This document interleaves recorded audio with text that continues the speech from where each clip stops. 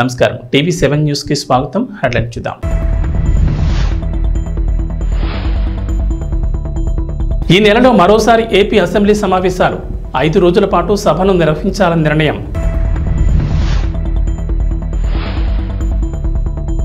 Delhi liquor scam కేసులో కవిత కొత్త వ్యూహం.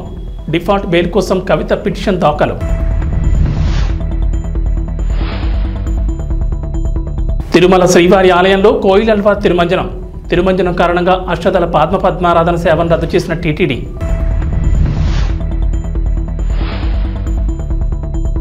తెలంగాణకు రెయిన్ అలర్ట్. 13 జిల్లాల్లో భారీ వర్షాలు. ఆంధ్రప్రదేశ్ అసెంబ్లీ సమావేశాలకు ప్రభుత్వం కసరత్తు చేస్తోంది. ఈ నెల 22 నుంచి సమావేశాలు ప్రారంభమయ్యే అవకాశం ఉంది.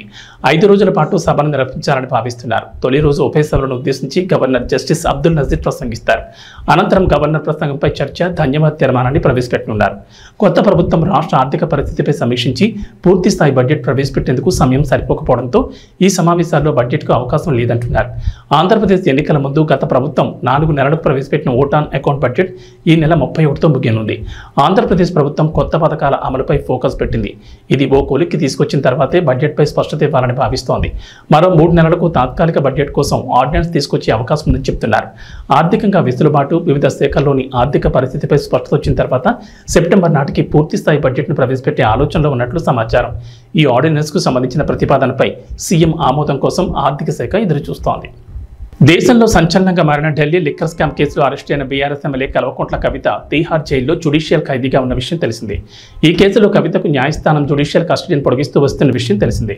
సుమారు 120 రోజులుగా ఖైదీగా ఉంటున్న కవితకు బెయిల్ దొరకడం కష్టతరంగా మారింది. అటు రౌజ్ ఎవెన్యూ కోర్టు కవిత బెయిల్ పిటిషన్ తిరస్కరించగా ఢిల్లీ హైకోర్టును కూడా ఆశ్రయించారు. అక్కడ కూడా ఆమెకు నిరాశ ఎదురైంది. ఈడీ, సిబిఐ 2 కేసుల్లోనూ బెయిల్ ఇచ్చేందుకు ఢిల్లీ హైకోర్టు నిరాకరించింది.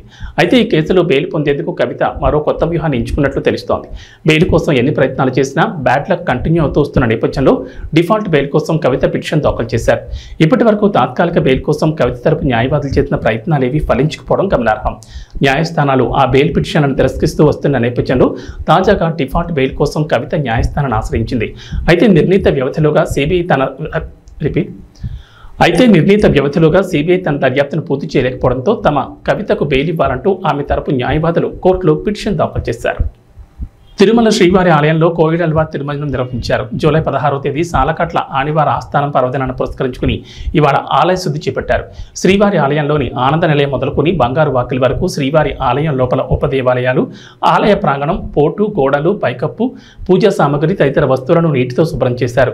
అలాగే స్వామివారి మూల విరాట్ను పట్టు వస్త్రంతో పూర్తిగా కప్పి ఉంచి శుద్ధి అనంతరం నామకోపు, శ్రీచూర్ణం, కస్తూరి పసుపు, పచ్చాకు, గడ్డ కర్పూరం, గంధం పొడి, కుంకుమ, కిచిలిగడ్డ తదితర సుగంధ ద్రవ్యాలు కలగలిపిన పవిత్ర పరిమళ జలాన్ని ఆలయమంతటా ప్రోక్షణ చేశారు. అనంతరం శ్రీవారి మూల విరాటుకు కప్పిన పట్టు వస్త్రాన్ని తొలగించి ప్రత్యేక పూజ, నైవేద్యం కార్యక్రమాలను అర్చకులు శాస్త్రోక్తంగా నిర్వహించారు. అనంతరం భక్తులకు సర్వదర్శనం ప్రారంభించారు. కోయిలల్వా తిరుమంజనం కారణంగా అష్టదళ పద్మారాధన సేవను టీటీడీ రద్దు చేసిన సంగతి తెలిసిందే. ఏడాదిలో 4 సార్లు కోయిలల్వా తిరుమంజనం నిర్వహించడం ఆనవాయితీగా వస్తోంది. ఉగాది, ఆదివారం ఆస్థానం, బ్రహ్మోత్సవాలు, వైకుంఠ ఏకాదశి పర్వదినాల ముందు వచ్చే మంగళవారం కోయిలల్వా తిరుమంజనం నిర్వహించడం ఆనవాయితీగా వస్తోంది. విశాఖ వాసులకు చంద్రబాబు ప్రభుత్వం గుడ్ న్యూస్ చెప్పింది. విశాఖ రీజియన్కు ఆర్టీసీ కొత్తగా 33 సూపర్ లగ్జరీ సర్వీసులు రాబోతున్నాయి. ఈ నెలాఖరు నాటికి దఫాలుగా ఈ బస్సులు విశాఖకు వస్తాయి. రాష్ట్రంలో కొత్త ప్రభుత్వం అధికారంలోకి వచ్చిన తర్వాత కొత్త బస్సులను రాష్ట్ర వ్యాప్తంగా ఆయా డిపోలకు కేటాయిస్తున్నారు. ప్రస్తుతం కాలం చెల్లిన బస్సులు ఎక్కువగా ఉన్నాయి. అందుకే వాటి స్థానంలో కొత్త బస్సులను తీసుకొస్తున్నారు. ఇప్పటి వరకు ఒక అల్ట్రా డీలక్స్, 11 సూపర్ లగ్జరీ సర్వీసులు వచ్చాయి. మరో 33 సూపర్ లగ్జరీ సర్వీసులు రావాల్సిండగా ఈ వారంలో 4 బస్సులు వస్తాయని, మిగిలిన బస్సులు ఈ నెలాఖరులోగా వస్తాయంటున్నారు అధికారులు. విశాఖ రీజియన్కు వస్తున్న కొత్త బస్సులను అంతర్రాష్ట్ర, అంతర్జిల్లా సర్వీసులుగా నడపాలని ఆర్టీసీ అధికారులు నిర్ణయం తీసుకున్నారు. హైదరాబాద్, బెంగళూరు, భువనేశ్వర్, కోరాపుట్, రాజమండ్రి, కాకినాడ, భీమవరం, విజయవాడ, తిరుపతి, కడప, శ్రీశైలం, శ్రీకాకుళం, పలాస, పర్లాకిమిడి, ఖమ్మం, నల్గొండ, భద్రాచలం వంటి ప్రాంతాలకు ఈ ఆర్టీసీ బస్సుల్ని నడపనున్నారు. ఈ రూట్లలో ప్రస్తుతం సేవలందిస్తున్న బస్సుల్లో కాలం చెల్లినవి, పాతబడిన వాటిని తొలగించి కొత్త బస్సుల్ని నడపనున్నారు. ఈ తొలగించిన పాత బస్సులను రిపీట్ చేసి ఆధునీకరించనుంది ఆర్టీసీ. సిటీలో తిరుగుతున్న కాలం చెల్లిన బస్సులను తొలగించి వాటి స్థానంలో ఈ ఆధునీకరించిన బస్సుల్ని నడుపుతారు. ఆంధ్రప్రదేశ్లో రేషన్ కార్డులు ఉన్న వారికి శుభవార్త చెప్పింది ప్రభుత్వం. అన్ని రైతు బజార్లలో తక్కువ ధరలకే సరుకులను అందజేయనున్నారు. ప్రభుత్వం తక్కువ ధరకే సరుకులను అందజేయనున్నట్లు పౌర సరఫరాల శాఖ మంత్రి నాదెండ్ల మనోహర్ తెలిపారు. విజయవాడలోని పౌర సరఫరాల శాఖ కమిషనరేట్లు, టోకు వర్తకులు, రైస్ మిల్లర్లు, సరఫరాదారులతో మంత్రి మనోహర్ నిత్యావసర ధరల పెరుగుదలపై సమావేశం నిర్వహించారు. రాష్ట్ర వ్యాప్తంగా రైతు బజార్ల ద్వారా తక్కువ ధరకే కందిపప్పు, బియ్యం పంపిణీ చేయడంపై చర్చించారు. ఈ నెల 11 నుంచి రాష్ట్ర వ్యాప్తంగా అన్ని రైతు బజార్లలోనూ నిర్ణయించిన రేట్ల ప్రకారమే సరుకులు విక్రయించేందుకు వర్తకులు అంగీకరించారు. మంత్రి నాదెండ్ల మనోహర్ నిర్వహించిన ఈ సమావేశంలో పౌర సరఫరాల శాఖ కమిషనర్ సిద్ధార్థ్ జైన్, ఎండీ వీరపాండియన్ తదితర అధికారులు పాల్గొన్నారు. రైతు బజార్లలో విక్రయించే సరుకుల వివరాలు: కందిపప్పు బహిరంగ మార్కెట్లో కేజీ ధర 181 కాగా రైతు బజార్లలో 160కే విక్రయిస్తారు. స్టీముడు బియ్యం బహిరంగ మార్కెట్లో కేజీ ₹55.85 ఉండగా రైతు బజార్లలో ₹49కే విక్రయిస్తారు. బియ్యం బహిరంగ మార్కెట్లో కేజీ ₹52.40 కాగా రైతు బజార్లలో 48కే విక్రయిస్తారు. పేదింటి ఆడబిడ్డల పెళ్లిళ్ల కోసం ప్రభుత్వం ఆర్థిక సహాయం అందిస్తున్న సంగతి తెలిసిందే. గత బీఆర్ఎస్ ప్రభుత్వం కళ్యాణ్ లక్ష్మి, షాదీ ముబారక్ వంటి పథకాల కింద ₹1,00,000 ఆర్థిక సహాయం అందిస్తోంది. బీఆర్ఎస్ తొలిసారి ప్రభుత్వాన్ని ఏర్పాటు చేసిన సమయంలో ₹50,000 సాయం అందించగా రెండోసారి అధికారంలోకి రాగానే మరో ₹50,000 పెంచుతూ ₹1,00,000 సాయం అందించారు. పేద కుటుంబాల్లోని తల్లిదండ్రులకు ఆడపిల్లల పెళ్లి ఖర్చులకు ఈ డబ్బులు వారి అకౌంట్లలో జమ చేసేవారు. అయితే తాము అధికారంలోకి వస్తే ఆడపిల్లల పెళ్లి ఖర్చులకు ₹1,00,000 ఆర్థిక సహాయంతో పాటు తులం బంగారం ఇస్తామని కాంగ్రెస్ హామీ ఇచ్చింది. ఆ తర్వాత జరిగిన ఎన్నికల్లో కాంగ్రెస్ అధికారంలోకి రాగా ఇప్పటి వరకు ఈ పథకం అమలు కాలేదు. చాలా మంది పేదింటి ఆడపిల్లల తల్లిదండ్రులు కాంగ్రెస్ అమలు చేయనున్న కొత్త పథకం కోసం ఎదురు చూస్తున్నారు. ఈ నేపథ్యంలో కాంగ్రెస్ పరిగి ఎమ్మెల్యే రామ్మోహన్ రెడ్డి కీలక కామెంట్ చేశారు. ఎన్నికల్లో కాంగ్రెస్ పార్టీ ఇచ్చిన హామీలను అమలు చేసేందుకు రేవంత్ ప్రభుత్వం కృతనిశ్చయంతో పనిచేస్తుందని చెప్పారు. తెలంగాణలో కొత్త పెన్షన్ల కోసం అర్హులు ఎదురు చూస్తున్నారు. ఈ నేపథ్యంలో రాష్ట్ర పంచాయతీరాజ్ గ్రామీణాభివృద్ధి శాఖ మంత్రి సీతక్క వారికి గుడ్ న్యూస్ చెప్పారు. రాష్ట్రంలో కొత్త సామాజిక పింఛన్ల మంజూరు కోసం అర్హుల జాబితాను తక్షణమే సిద్ధం చేయాలని అధికారులకు కీలక ఆదేశాలు జారీ చేశారు. గత ప్రభుత్వ హయాంలో పెండింగ్లో ఉన్న పెన్షన్లతో పాటు కాంగ్రెస్ అధికారంలోకి వచ్చిన తర్వాత ప్రజాపాలన కార్యక్రమంలో వచ్చిన దరఖాస్తుల ఆధారంగా నివేదిక సమర్పించాలని సూచించారు. ఎన్నికల సమయంలో హామీ ఇచ్చినట్లు చేయూత పథకం కింద పింఛన్ల మొత్తాన్ని తమ ప్రభుత్వం పెంచనుందని చెప్పారు. తెలంగాణలో ప్రస్తుతం వృద్ధులు, వితంతువులు, ఒంటరి మహిళలు, వికలాంగులు, గీత కార్మికులు, బీడీ కార్మికులు, స్టోన్ కట్టర్లు, చేనేత, ఫైలేరియా రోగులు, డయాలసిస్ రోగులు, ఎయిడ్స్ రోగులకు పెన్షన్ ఇస్తున్నారు. ఆసరా పింఛన్ ₹2,016, దివ్యాంగ పింఛన్ ₹3,016గా ఇస్తున్నారు. అయితే ఈ మొత్తాన్ని చేయూత పథకం కింద వికలాంగులకు 6,000, మిగిలిన వారికి నెలకు 4,000 అందించేందుకు ప్రభుత్వం సిద్ధమైంది. ఈ మేరకు మంత్రి సీతక్క అధికారులకు కీలక ఆదేశాలు జారీ చేశారు. మరికొన్ని రోజుల్లో వినాయక చవితి పండుగ రానున్న నేపథ్యంలో వేడుకల్ని పర్యావరణ రహితంగా చేసుకోవాలని, మట్టి వినాయకుడిని పూజించేలా ప్రజలకు అవగాహన కల్పించాలని అధికారులకు డిప్యూటీ సీఎం పవన్ కళ్యాణ్ ఆదేశించారు. దేవాలయాల్లో తాటి బుట్టలతో ప్రసాదం ఈ విధంగా ఇది తిరుమలలో జరగాలని ఒక ఆలోచనతో రావడం జరిగింది. ముందుగా పిఠాపురం నియోజకవర్గంలో దీన్ని ఇంప్లిమెంట్ చేద్దాం అని ఆయన చెప్పడం జరిగింది. తిరుమలలో స్వామివారికి ఇస్తున్న నైవేద్యాలు ఇవన్నీ కూడా గోవింద భోగు దీని పేరు. తిరుమలలో ఏదైతే జరుగుతుందో అది కూడా ఇక్కడ నియోజకవర్గంలో ఇంప్లిమెంట్ చేద్దామన్నారు. అలాగే ఇక్కడ చూస్తున్న ఈ మట్టి వినాయకుడు ఈ ప్రభుత్వం రాగానే మొదటి పండుగ 100 విగ్రహాలని అక్కడున్న యువకులకి ఎకో కాంటెస్ట్ అనేవి పెట్టి భక్తి శ్రద్ధలతో నిమజ్జనం చేస్తే పర్యావరణ రహితంగా ఇంతవరకు భారతదేశంలో ఎక్కడలా జరగలేదు. ఇది చేతి సంచితో బజారుకి వెళదాం. ఒకప్పుడు 40 ఏళ్ల క్రితం ఇలా అలవాటు ఉండేది.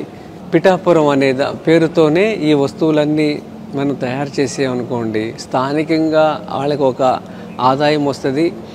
రెండోది అదొక మోడల్గా నిలబడుతుంది. ఈ అవకాశం ఇచ్చిన పవన్ కళ్యాణ్ గారికి మనస్ఫూర్తిగా అభినందనలు, ధన్యవాదములు. భారీగా కురుస్తున్న వర్షాలకు దేశవ్యాప్తంగా ఉన్న పలు జలపాతాలు పరవళ్లు తొక్కుతున్నాయి. ఎగువ ప్రాంతాల్లో వర్షాలు కురుస్తుండటంతో కర్ణాటకలోని షిమోగా జిల్లాలో శరావతి నదిపైనున్న జోగ్ ఫాల్స్ ఉరకలెత్తుతోంది. దీనికి సంబంధించిన తాజా వీడియో వైరల్ అవుతోంది. చుట్టూ పచ్చదనం, ఎత్తైన కొండలపై నుంచి వరద నీరు పొంగి ఊరుతున్న దృశ్యం చూపర్లను ఆకట్టుకుంటోంది. ఇది ఇండియాలోని ఎత్తైన జలపాతాల్లో జోగ్ వాటర్ ఫాల్స్ ఒకటి.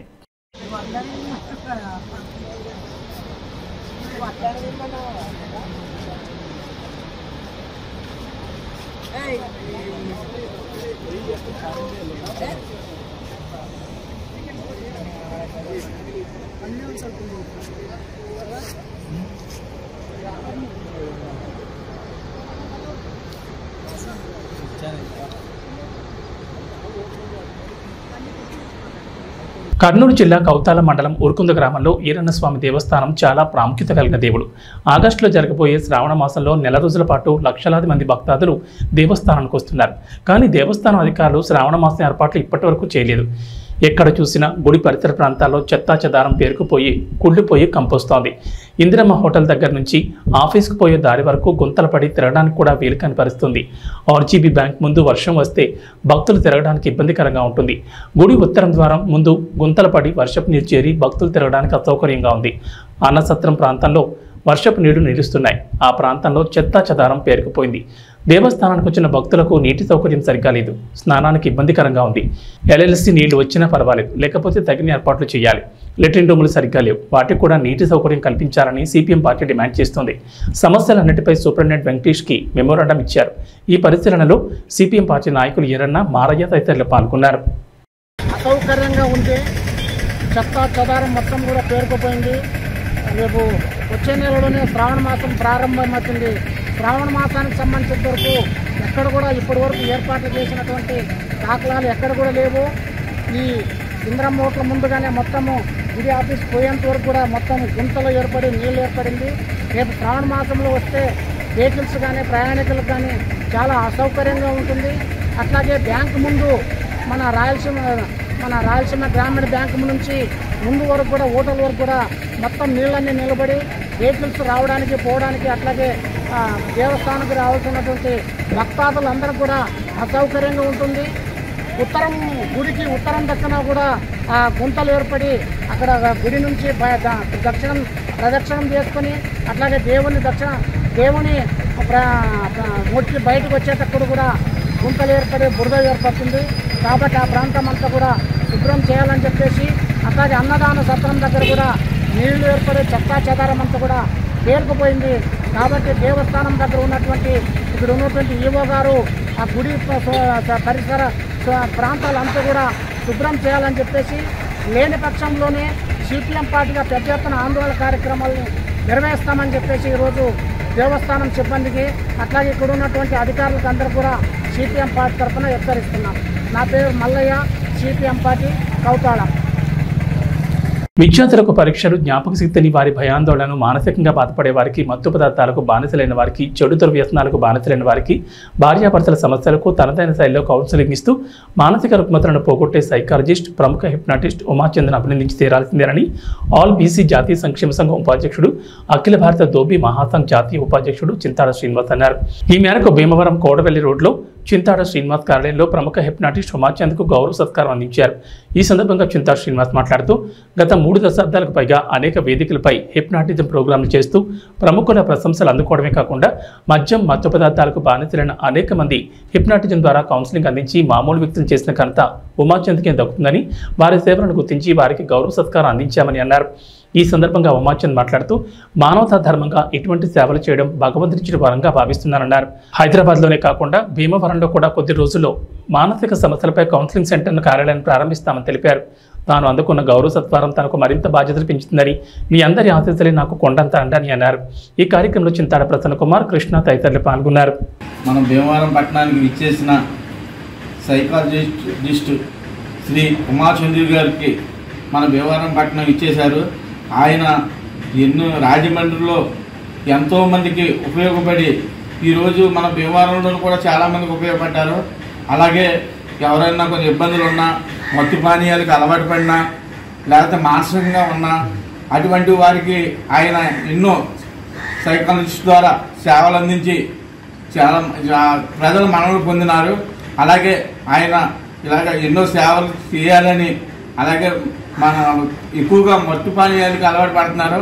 అలాగే మానసికంగా, అలాగే కుటుంబంలో కొన్ని కలహాలు ఉన్నా సరే ఆయన ఇటువంటి సేవలు చేస్తున్నారు.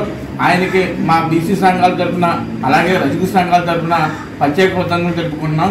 అలాగే మన భీమవరం పట్టణానికి వచ్చినందుకు ఉమాచంద్ర గారికి ప్రత్యేక అభినందనలు తెలుపుతున్నాం. నమస్తే అండి. ఈరోజు నేను భీమవరం వేరే కొన్ని కారణాలు రావడంలోని చింతాడ మిత్రులు చింతాడ శ్రీనివాస్ గారు, ఆల్ ఇండియా బీసీ సంక్షేమ సంఘం ఉపాధ్యక్షులు, అలాగే మిత్రులు కృష్ణ గారు నన్ను ఈ రోజున ఇక్కడ ఆహ్వానించి వాళ్ళు గౌరవార్థం చిరు సత్కారం చేయడం నాకు జరిగింది. ఈ రోజున భీమవరంలో వీరి ద్వారా ఈ సంఘం తరపున నాకు ఈ యొక్క చిరు సత్కారం జరగడానికి చాలా చాలా హ్యాపీగా ఉన్నాను. నా ద్వారా వీరి సంఘానికి ఎలాంటి సహాయ సహకారాలు కావాలని నేను అందిస్తానని మీ అందరికీ తెలియజేస్తాను. త్వరలో ఇప్పటి వరకు నేను భీమవరంలో 20 సంవత్సరాల నుంచి నాకు భీమవరంతో అనుబంధం ఉంది. ఈ భీమవరం నుంచి కూడా నాకు చాలా మానసిక సమస్యలకు సంబంధించి student problems, family guidance, suicide attempt కేసులు, బ్యాడ్ హ్యాబిట్స్ ఇలాంటి అనేక రకాలైనటువంటి ప్రాబ్లమ్స్కి నేను ఫ్యామిలీ కౌన్సిలింగ్, స్టూడెంట్ కౌన్సిలింగ్ ఇలా అనేక రకాలైనటువంటి ప్రాసెస్ల ద్వారా వాళ్ళ జీవితాల్లో మంచి మార్పు తీసుకురావడం జరిగింది.